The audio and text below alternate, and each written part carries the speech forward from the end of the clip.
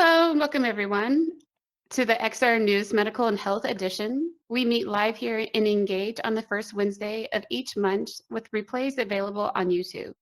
I'm your host, Rachel Darden, a health and well-being educator, coach specializing in lifestyles medicine.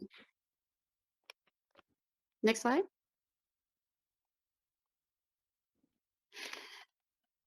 XR News has been bringing in your latest in XR and AR innovations since 2018. And the XR News meets every Wednesday in Engage, and you can find all of our social resources at educatorsinvr.com. Every Wednesday, the first month, we meet with medical health team with myself.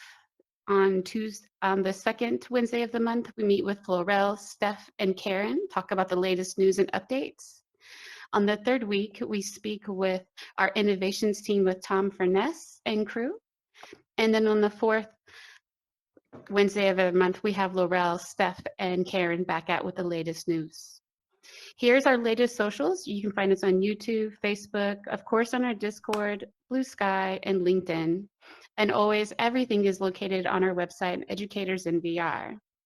I want to give a big thank you to all of our sponsors and volunteers that make this possible, starting all over the place with Girls STEAM, Bridge Makers, Virtual World Society, the Reinhardt Foundation, and so many more. And my biggest thank yous to you for showing up and being a part of the team here. Now, before we dive in, most importantly, I wanted to again thank you all. It's wonderful to see familiar faces along with new ones today.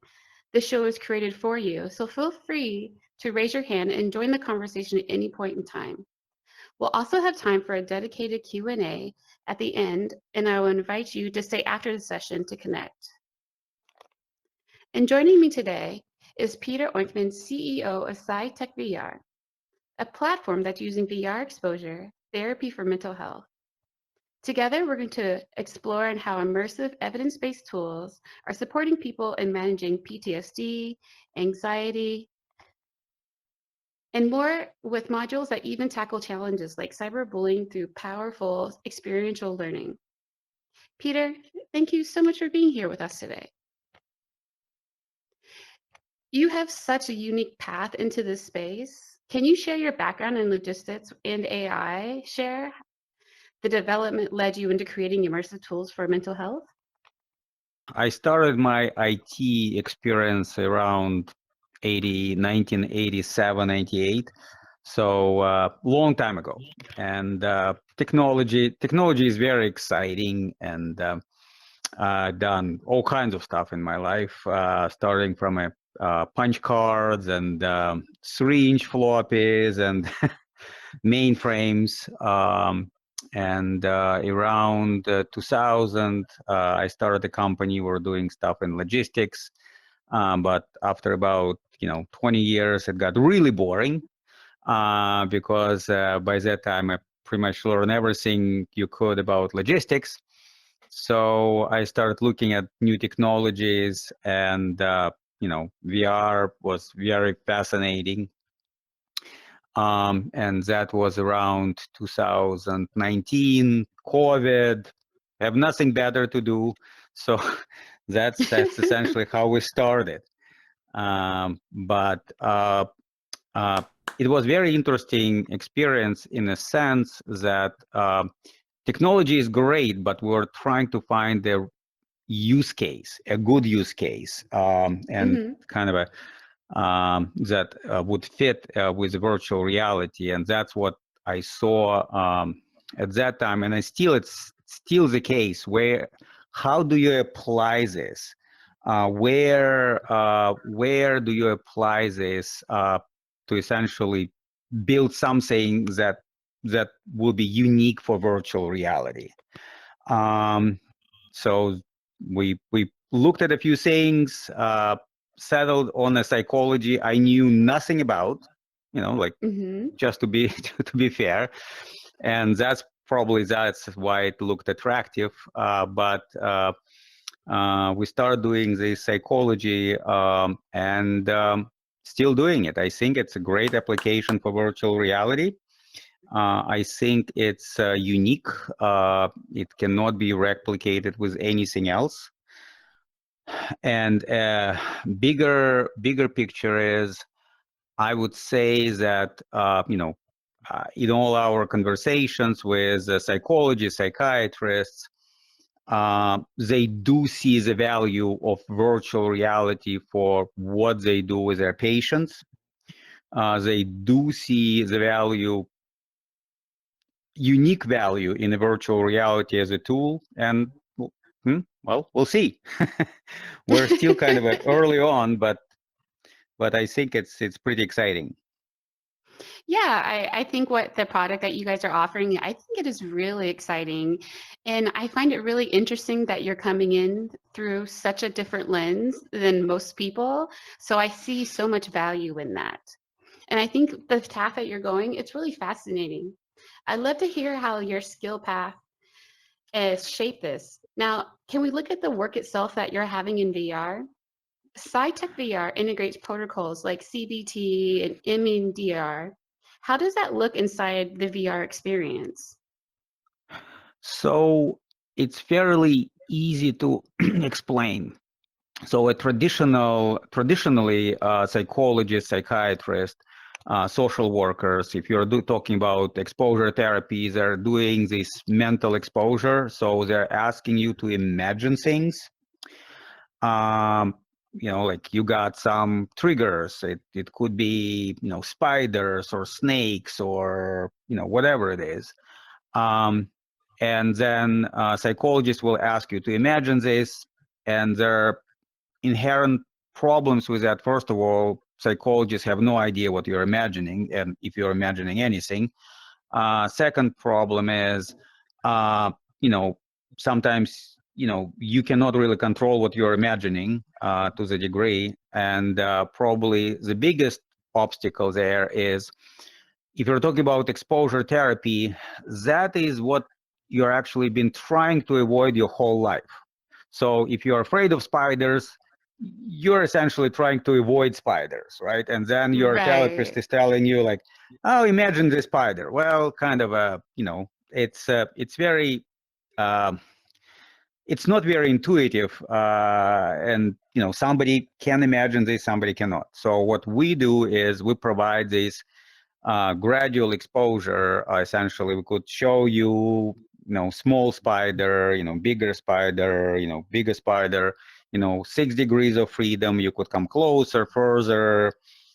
In some scenarios, you could lift the spider and touch the spider, which is actually very, very engaging, but at the same time, it's not as scary as real life.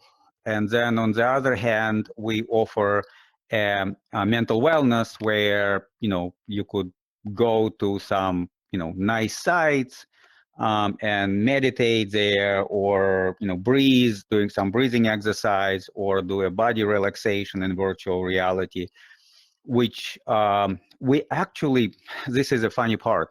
So we don't use much of augmented reality because this barrier, that separates you from outside world actually helps. Right. So, and then of course, on top of that, we're using AI. We could, create your own exposure therapy. We could create your own, safe place in the virtual reality, and again, add some, binaural sounds and or some music and such. So, it's actually kind of pretty cool if you think about it, in the sense that AI allows you to custom create. So you got your own personal trauma. You're the only one who actually can explain it. But if you can explain it, AI could build it. So, and the same saying, safe place. Again, you could build your own safe place in virtual reality using AI, add sounds, add some, moving objects and such. Yeah, this is actually a very interesting statistic, which is absolutely correct. So anxiety is a huge problem. Doesn't really matter where you go. It could be anything from general anxiety to fear, phobia, PTSD, CPTSD, and such. And it's a lot of people who are essentially suffering from that. It's actually interfering with their lives. And the other thing is, some of them would go to doctors, some of them will not. There is still a stigma about psychologists, psychiatrists, and yeah, so that's unfortunate. But at least with the virtual reality, that's changing the dynamic a little bit, especially for children. If you will tell them that, like, look, virtual reality, how cool is that? Right. That would be something they could actually see as something different. No, I agree. I believe bringing this kind of modality into VR, there's a lot of heavy lifting it does, price-wise, access-wise, fear-wise. I know if I was looking at spiders, I know I can simply take the VR headset off and I'll be okay.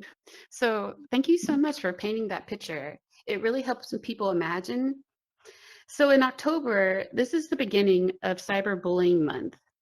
And I know that your program has a little bit of cyberbullying in it. It's maybe not cyberbullying specifically, but I know bullying for sure is within like one of the offerings that you guys have. Can you tell us more about that? Yeah, no, absolutely. That's actually a conversational AI. We built it with New York School District. They were just asking, again, it's a very limited tool about cyberbullying. What could you offer, in that space? So we built this AI that actually scripted AI that will bully you based on your gender, physical appearance, race, whatever, right? And it's actually pre-programmed. So unless you will use a very specific kind of a language, very specific approach, it will actually will keep bullying you.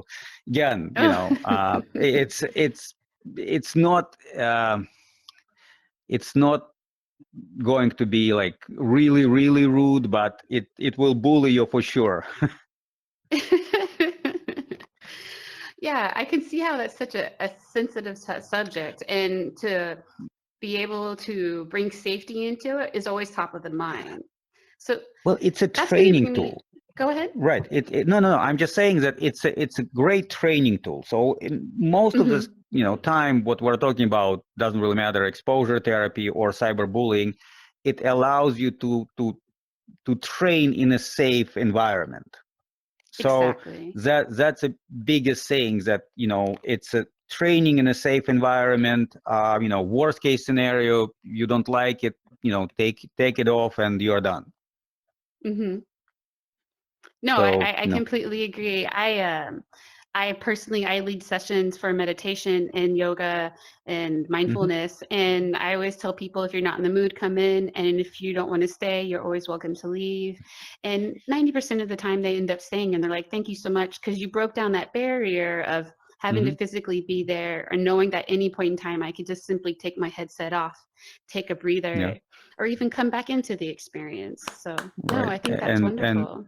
And we're allowing a group sessions, for example, and if you want to be anonymous, virtual reality is perfect for that, because you could be a purple bear, nobody knows who you are. Exactly. Right. Before we keep moving forward, did anyone have any questions? I see the hearts. All right. Well, let's keep going here, Peter. So, how do you balance pushing forward with technology innovation while also ensuring clinical safety, especially when you're designing tools for trauma? Well, we're trying to be very careful. And one of the things we do, for example, we do not provide it to the end users. We had this kind of idea originally to provide it to the end users, but very quickly we realized that the statistic is horrible. It's about 50 million people in the US only suffer from a serious form of anxiety, including PTSD. But we cannot make sure that it's a safe, right? So that's why we actually working with psychologists, psychiatrists, social workers, counselors, school counselors. That's the safest. So we're providing them a tool they could use with their patients, but we don't feel comfortable providing our tool to the end users. Again, with a few exceptions, of course.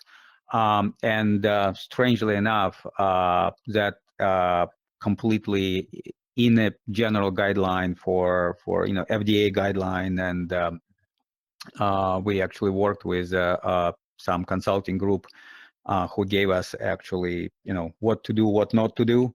And the biggest thing is do not provide it to the end users, because if they will do something kind of like you cannot control what they're doing. So that's a big that's kind of the problem number one. Problem number two, of course, and that's a wonderful problem, AI.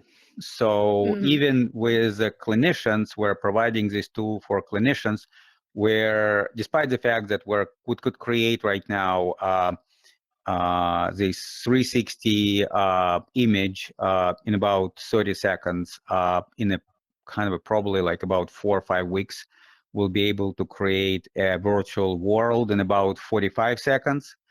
But we have no idea what AI will create. So we're always telling them, like, be careful, do it in advance. Don't do it with your patients, because we really have no idea what AI will be creating. Sometimes actually, it makes sense, for example, to ask them in advance, what was their trauma, and what they want to see as a safe space, and kind of play with it a little bit in advance, and create it in advance, and then maybe fine tune it a little bit with the patient. But do it in advance, because who knows? AI is still kind of a big question mark, and we had some very inappropriate kind of pictures that has been created by AI. Thanks God it was not with the patients, but yeah, very interesting, and not very appropriate. Or recently I asked, I trying to create a safe space with like doing a demo for one of our customers, and I asked for a beach, ocean, beach, sunset, and essentially a yacht. It's actually put it yacht right on the beach. So it is what it is, right? So it was very interesting. I saved it and I was like, well, I probably should kind of be more careful when I'm asking what to do. I think working in VR and technology in general is you always have to be okay with it going wrong. Yeah, I would honestly say that it's still, all these technologies still work in progress. And as long as you understand that it's a work in progress, you should be okay. We actually, funny saying that there are only about 5-6 companies works in the space, and we're in.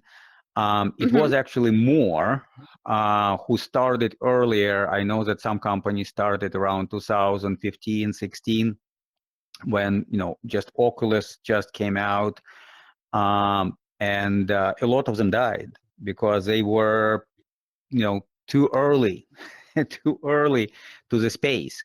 And the other part was that companies who started there and it didn't die, now they're stuck with the old technology. And that's another not really a good thing, right? Right now you got like Unreal, Unity, and it's getting better and better, and we're trying to keep up. But if you created it, 10 years ago, you're stuck with a 10-year-old technology, which is kind of in this world, it's outdated. Yeah, the technology gets outdated so fast, especially with the speed up of AI. Even a year ago, you're just like, wow, this is so different and so ahead of its time. Yeah. So in this particular app, how many different therapies are you helping with? And how often do you expand on those therapies? We are trying to do about at least 3-4 new releases every year. So pretty much trying to keep it like, once a quarter. Our next release is coming in about a week. It's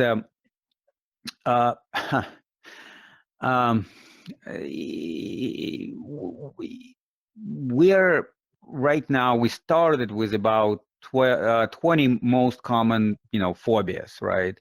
And that was our, goal to cover 20 most common phobias, and each phobia would have a, 3-4 levels, gradual exposure. Now we're probably about 150, 160 different scenarios inside. But then there are also, AI will create a, exposure for you, and I don't know how to count that. Again, as I said, in our next version, you will be able to create your own little worlds, and again, that's pretty much unlimited number of exposure therapies. But our core product has about 150, 160 different exposure therapies, exposure scenarios for about 20 different fears and phobias. Some of them are actually pretty cool, and we're updating. For example, one of the most common one is actually fear of flying. In our next version, it will be more and more customizable. That's the idea. So you're on a plane, but we could change the weather outside. We could change actually, the plane will start shaking. We could drop the masks. We could do some announcements, or therapists actually can do some announcements, and you could add other sounds, like, for example, that's a well-known fact that if you add a crying baby on the background, that's always more stressful. So you could add crying baby and such. So yeah, it's we're updating every quarter, and we're adding more stuff, and more interesting stuff, where the goal is to make it more and more relatable and immersive for users. And that's what essentially virtual reality and augmented reality is providing. We're also adding a physical exercises. So, basically you could,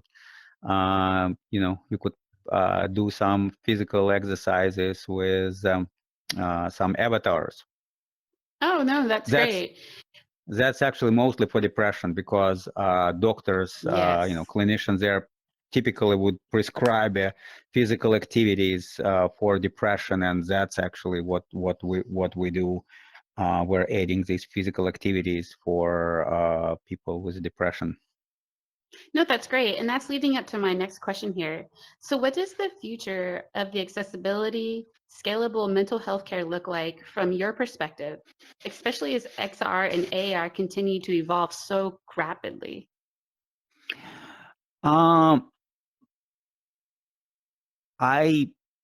This is a funny question, because I can honestly tell you, a future. I could predict a future for about next 6 months. That would be my best guess.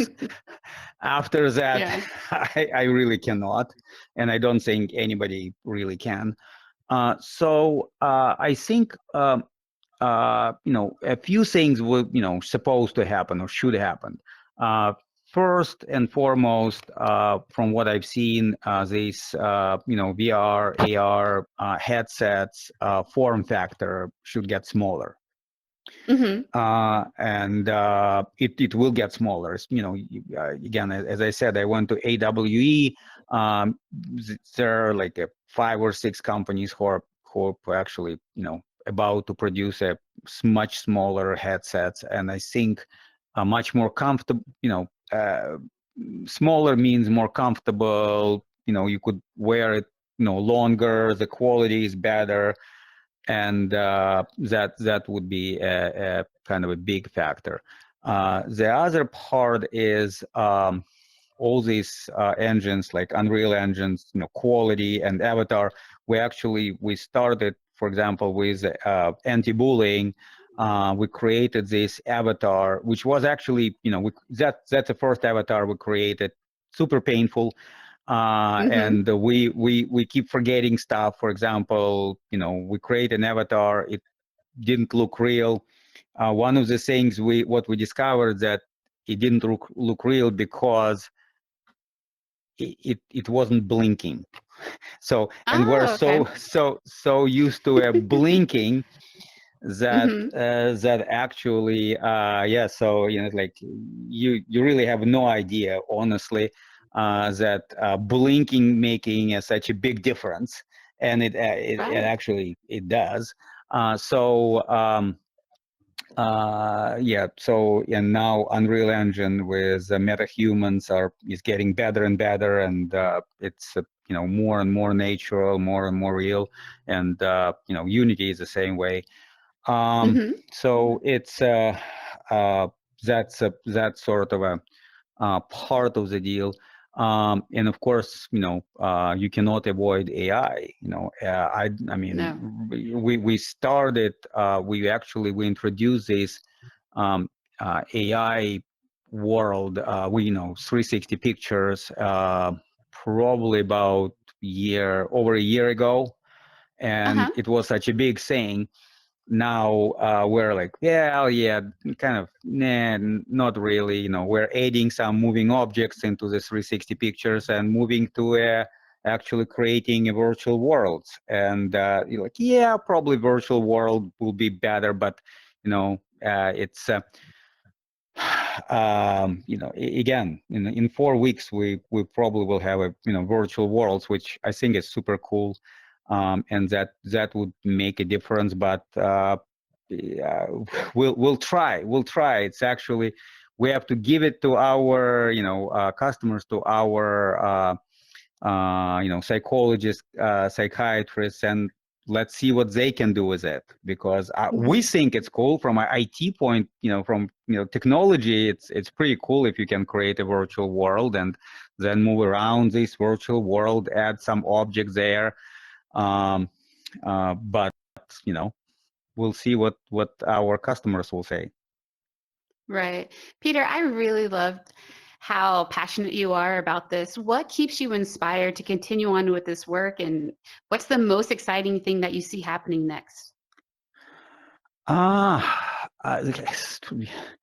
It's the most exciting thing is actually when you're talking to people who are actually using our application, and they're telling us how cool it is, and what difference does it make for them.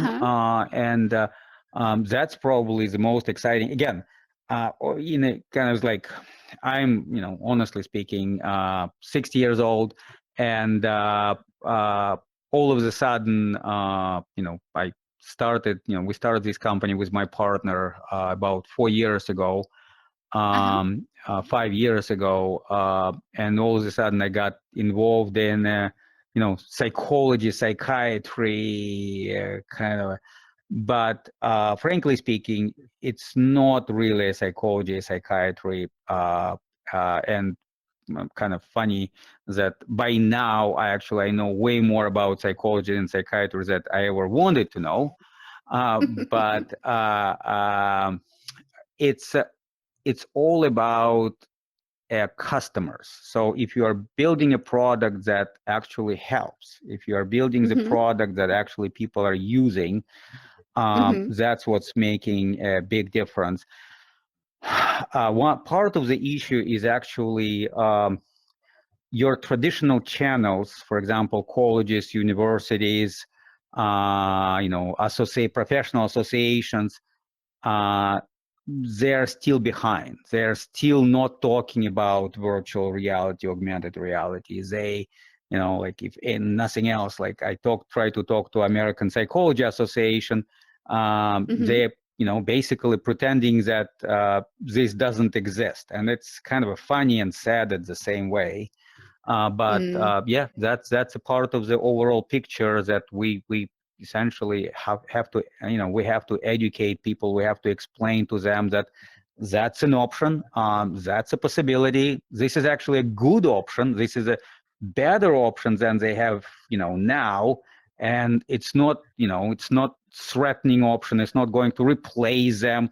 It's just another tool for them to have they didn't have before. And, welcome to the 21st century, virtual reality, AI, gives them more tools than they ever had. So, that kind of stuff. It's very exciting, but also eye-opening that, I would expect that, professional associations or, colleges, universities would be on top of that. And they're kind of not. They're kind of not. Well, Peter, I think it's so great that we met, because through Educators in VR, we work with VR all over across the globe. And so hopefully we can introduce you to some of our partners and help you go further into that. I can totally see you being a part of the team. And I know many people that would love to talk to you and see your product. I know you have a video for us, right? I think this is a great time to show the video. Yeah. This about our next version that's coming out. You actually could see something what we're doing. Cool. We are proud to present PsyTechVR version 2.1, our most immersive and customizable update yet. Let's start with Safe Place AI. It now generates fully immersive environments enriched with motion effects and soundscapes. From snowy forests to underwater worlds, clients can enter deeply calming spaces within seconds. Enhanced graphics and live motion parameters, from birds flying to dandelions drifting, allow providers to personalize each session to meet individual client needs. Exposure Artificial Intelligence now includes dynamic visual effects. Add fire, explosions, smoke, or other realistic triggers to increase intensity step by step. Scenarios adapt in real time, enabling clinicians to deliver gradual, controlled, and effective exposure therapy. With new VR devices offering 6 degrees of freedom, clients can not only observe, but also move and interact within exposure environments.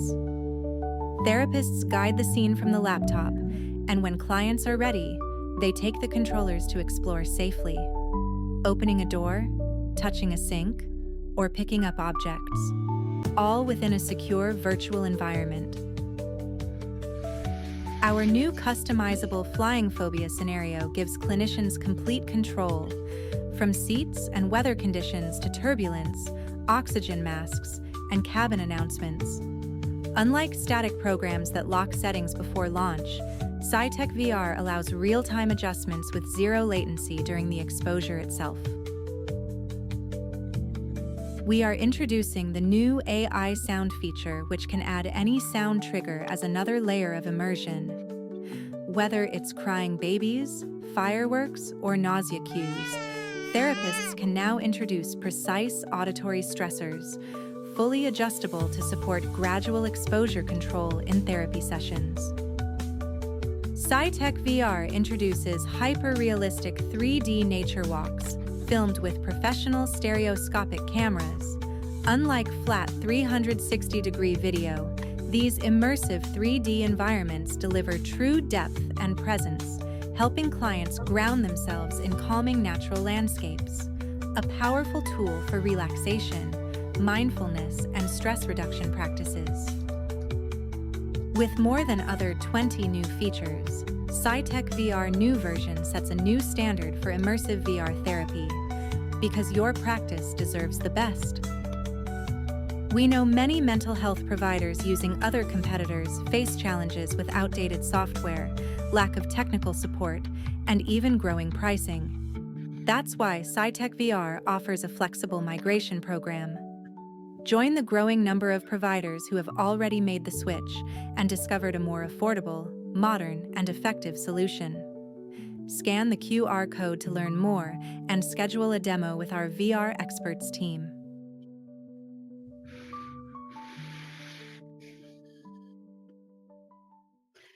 Peter, that's great, and how exciting. One thing that I noticed is there seems to be a lot of different technologies. Like, it's not just bound to just the Oculus. It can be like several different VR headsets. And is that how you guys are going to stay universal, open to any type of VR headset?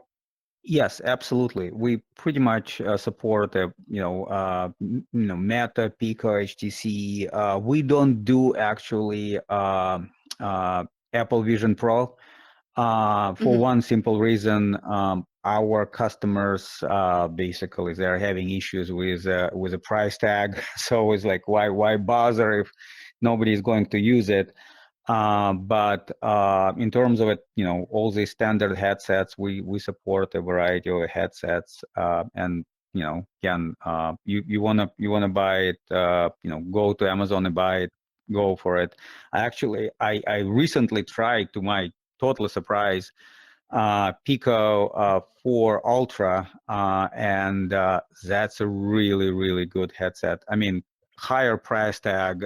In full disclosure, we bought it at some auction, but this is a really cool headset, and it looks really good. I was surprised that actually it looks better than Meta. For me, it looks better than Meta Quest 3. Like bigger field of vision and quality and everything. So it's really interesting. Again, it's not a, I'm not trying to convince you to buy Pico, but I'm just saying that the quality of the headsets are getting better, and kind of significantly better. Oh, no, definitely. And hopefully as the year, Christmas, they always have new headsets and it comes out. It's just going to get better and better, and it's really exciting. Were there any particular statistics that you wanted to share with us today? Or anything you're just like, wow, this one always blows. Yeah, no, it's kind of interesting. So one thing I had no idea. So I looked at the statistic, how many headsets have been sold, and turns out that about 7 million headsets have been sold every year. Over 7 million headsets. It's a little bit kind of hard to tell, but 7 million is a safe number. For the last 5 years. So it's a lot of headsets have been sold, which again I was surprised about that. So the other kind of a strange thing for me was that we actually started about 4 years ago. The first year we haven't sold anything. We're just building application. By now we did about 500,000 sessions. Our customers did about 500,000 sessions, and that's a lot. So which kind of I think it's pretty cool. So other than that, we're also working in Europe and start working in Middle East, which is always a big gray area for psychology. But it looks like with VR, with anonymity that the VR provides, it's actually getting better. So in the countries where it was always kind of so basically you could talk to your family, but don't go and talk to the psychologist or psychiatrist outside. This anonymity, making a big difference. Not what I would, aim for, but I think we see that still here. very I think interesting. we see that here in the States as well, especially within the males. Like, oh, it's not so bad. So, but once they get into VR, they're able to open up and be more free. Mhm. And I was talking with a coworker, and he said the same thing. He's like, I feel like the vulnerability in VR, it's just, it has a huge gap between in person and VR. So I completely agree. And it's, again, it provides a much safer environment. It's much nicer environment in a sense that you could take it anywhere. If you want to create a safe place and meditate, just put your headset on, and you can do it anywhere. It's just such a comfort to know that you could separate yourself from outside world and do your own thing, airport or plane or whatever. I personally, that's how I use my VR headset. I came in during COVID, so I completely understand about just needing that safe space to show up. And then at any point in time, if it gets too much, you can just simply take the headset off, and that's a game changer. Yeah. We actually recently I've been told a very interesting saying. One of our actually investors, he said, you have the same problem as a car salesman. And I was like, okay, well, what is it? And he basically said that you actually have to get a person behind the wheel, or have to put a headset on, and then actually he will understand, and he is kind of ready, because and I never thought about it this way, but he's like, yeah, look, people will say no because they have no idea. So put the headset on them, let them try, and they will see the difference. So yeah, I think absolutely. that's what.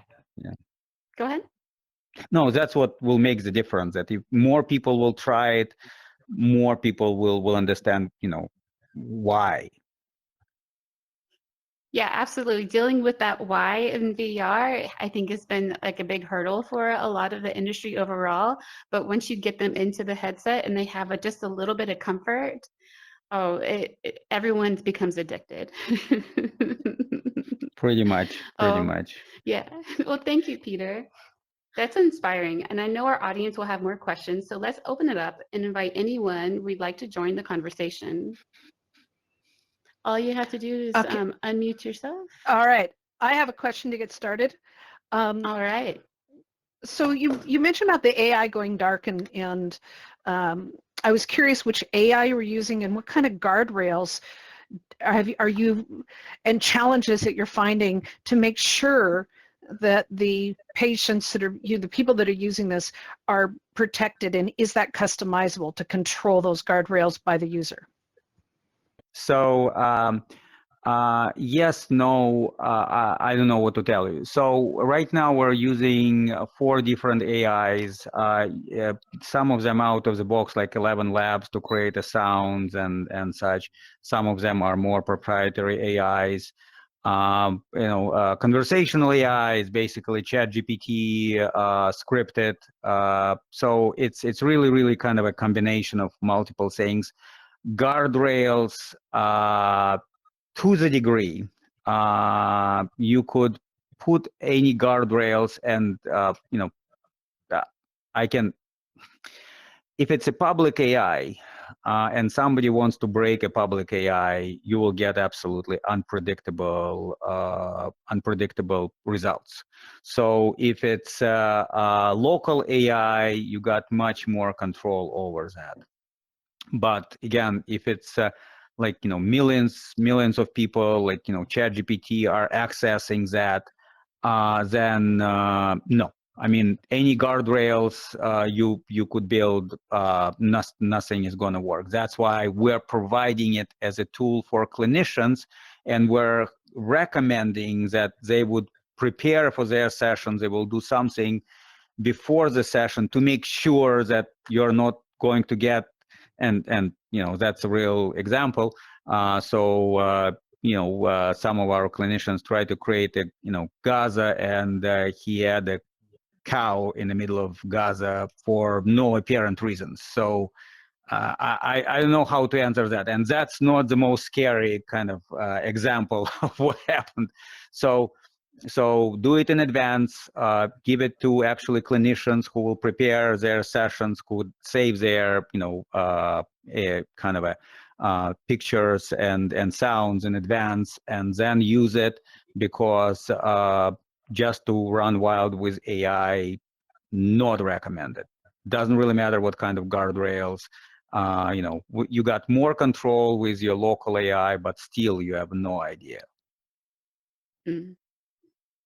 So, and that's why kind of my saying is like, when people are like, oh, AI will replace all of us, and I was like, no, like, guess again.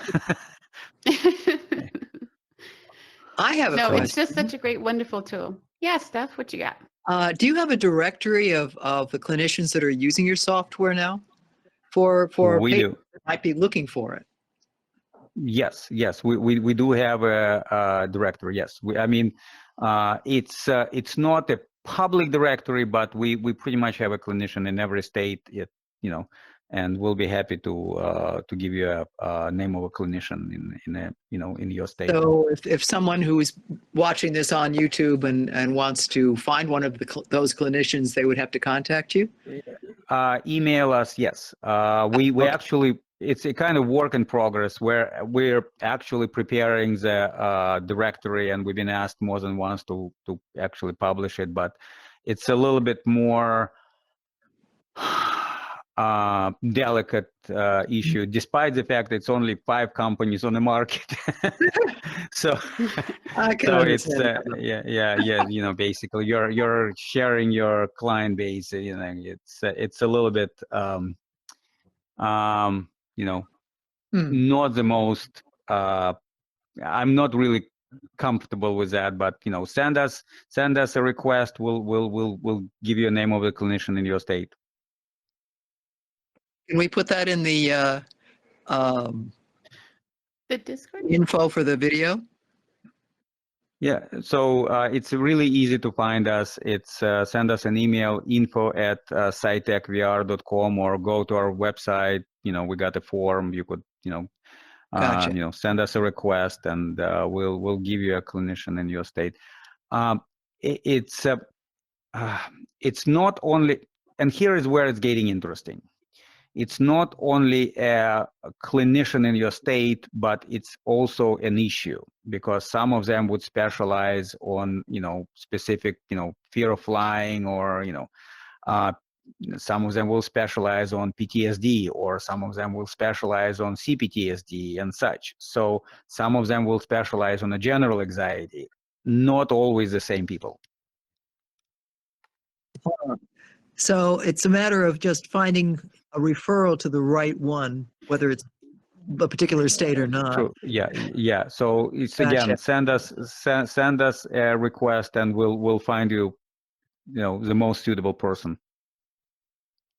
Okay, we can put that in the information for the YouTube. Sure. All right. Were there any other questions before we close out the session today? And as always, you can reach out to us on our Discord, or again, go to Psych. Oh, Edward? All right. In using your app for people with phobias, how long would it take for them to be able to go through it to be able to overcome their phobias? Are there any records on file about that?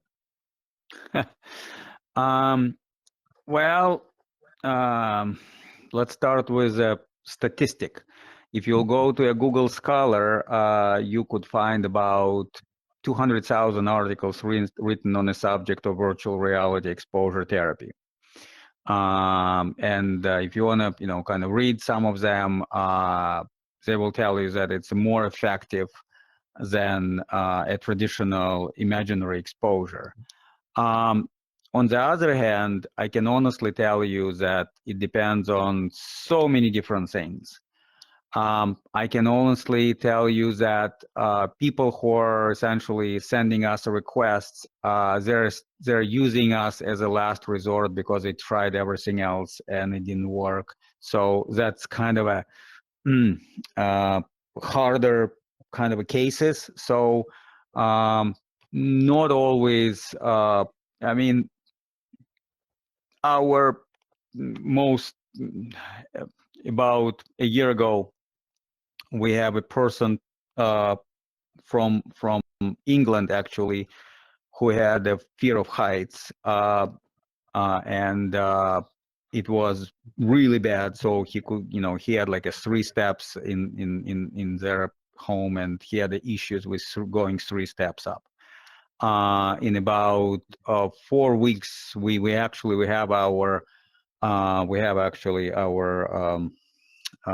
psychologist, chief medical officer, working with him, and in about 4 weeks, 3-4 weeks, he actually went up in an escalator at the mall, and his wife was crying. So, I wouldn't say that it's the most, standard case, but that's essential. And he was suffering from this fear of heights his whole life. So each case is Wow. different, but that if you're looking for a solution, this is probably a really good alternative to traditional, mental exposure. Like really good solution. Thank you. Oh, thanks. Great question, which leads me to my question, which is, what kind of data do you collect, and what do the therapists have control over what they see and what they need? The help, Yes. So the follow through. yes. So basically, we have a application on a headset, and we got application for your computer, PC or Mac. And clinicians actually, they control everything what's going on in the VR headset using their computers. That's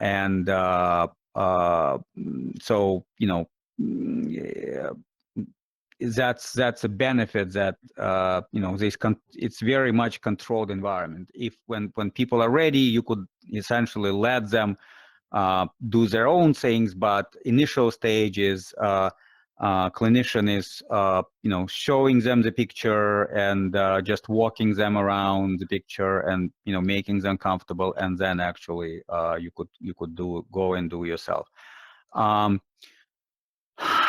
So it's very much a clinician from a computer. Actually, the other option is clinician could be in a scenario as an avatar, like we're here with a patient, and that could be done in the same office or remotely, which I think it's kind of a not the most beneficial, but it's still kind of the case.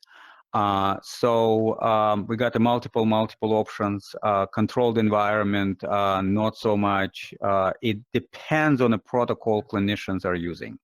So that's why it's clinicians, like for example, if they're doing CBT or EMDR, they're following a certain protocols. We're giving them additional tool, not to replace a CBT, not to replace EMDR, but make it a part of this CBT protocol or EMDR protocol, and make it more efficient and more customizable experience.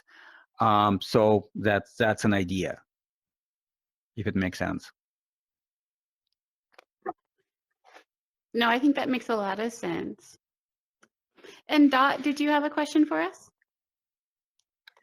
Yes, I would like to know more about the anti-bullying app you were discussing, developed with the New York educational system. How are you customizing the AI to be a bullying app, and how does someone using it get it to stop? It's actually fairly simple. So they got there are 2 modes. Kind of a one mode is actually where we essentially training you, and we're telling you what's the best way to answer this bullying, answer these questions. And the second one is actually you can do it yourself. AI it's a scripted AI, and it actually will stop when you will actually answer in a in a proper way. So it will keep bullying you until you actually will answer with a proper kind of proper response. Well, now my VR headset is telling me that it's low on battery, but anyway, so so it's actually again 2 modes: training mode, where actually we will tell you what to do, and then actual exercise where you have to come up with the answer. Thank you. All right, Peter. Before we lose you altogether, I just had one last question. You guys Sure. have continuing education credits. How does that work? Yes. So with our partners, we created this training. Again, I wish associations would be doing it, but they don't. So we created this a training that gives you C credits, and so it's been accredited. So it's just go to one of our trainings. I think the next one will be at the end of October, and you will get your C credit there. Okay. It's we're IT guys. We actually partner up with one group that actually provides this education and C credits. Okay, great. Yeah, we'll definitely be in touch after this interview. We have a lot to talk about, and I think our network here within Educators in VR, it's going to be quite the impact for you guys, as well as you guys onto us. So thank you so much for being here, Peter. You were super inspiring. Thank you. Thank you. Thank you. Thank you. Well, this is going to bring today's sessions to a close, and a huge thank you again to Peter. I think he's still here. And Yeah, again, thank I'm you for still here. Educators in and thank you to Educators in VR for making this possible, and to you for your continued support of the medical and health community for XR and AR. I'm looking forward to connecting you again every first Wednesday of the month. And again, the 2nd and the 4th is going to be with Steph, Laurel, and Karen talking about the news, and then our innovators that are all on the 3rd Wednesday of the month. Again, you can contact us on all our social media.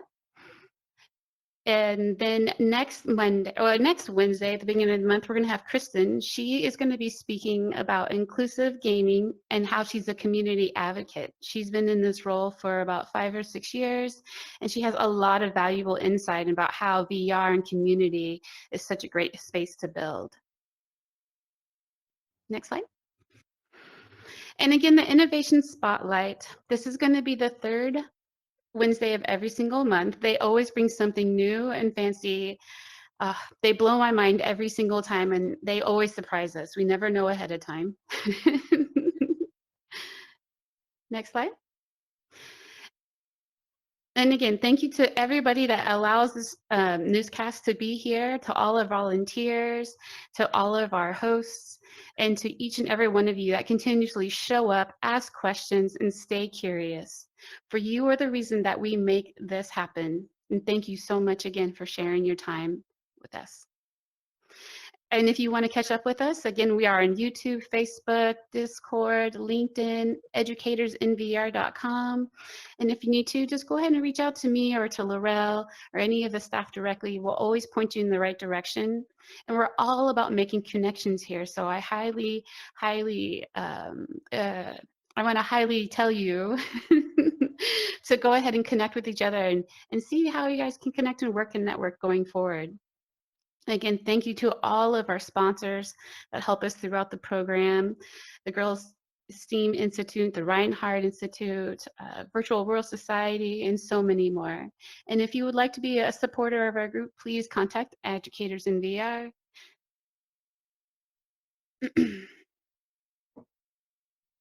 And again, we're here every first Wednesday of the month. All of our sessions are recorded, and then we'll load them up onto YouTube. You're welcome to answer questions there or even here in our Discord. So Laurel, I'd like you to go ahead and kind of give us some up and coming news and how Nope. this is going to go. Okay. There we go. All And right. with gratitude always, thank you for being a part of the conversation, each and every one of you. All right. Thank you again, Peter and Rachel. Awesome. You need a backup battery, Peter.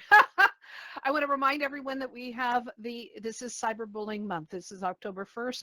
We're starting with Cyberbullying Month. We have a ton of special events that are set up, ready to go. We have one just in a few hours in VR chat, and we'd love to have you join us for all of those things and really not only learn how to defend and protect yourself, but also how to support others. Because while not all of us get bullied, 100% of us are bystanders. We witness bullying, and so we cover that as well as all the other issues that happen. We have some great speakers and topics lined up. So thank you for joining us all month in October for that. Coming up in November is normally Educators in VR's creative writing group produces the NaNoWriMo, National Novel Writing Month, where we meet every single day to put writing first in your life, and as part of a goal to write 50,000 words in 30 days. It's a self-discipline goal. The nonprofit NaNoWriMo has ceased to exist, and so we have now created VRYMO, VR-RIMO, and we'll be meeting every single day in November to talk about writing and to write together in silence. It's really fun. We have some great games and fun lined up for it, so come join us. And that's it. And we've got more news every Wednesday, so come join us. And thank you, Rachel. Great job. And Stands with Trees. We did a thing! Yay! All right, there you go.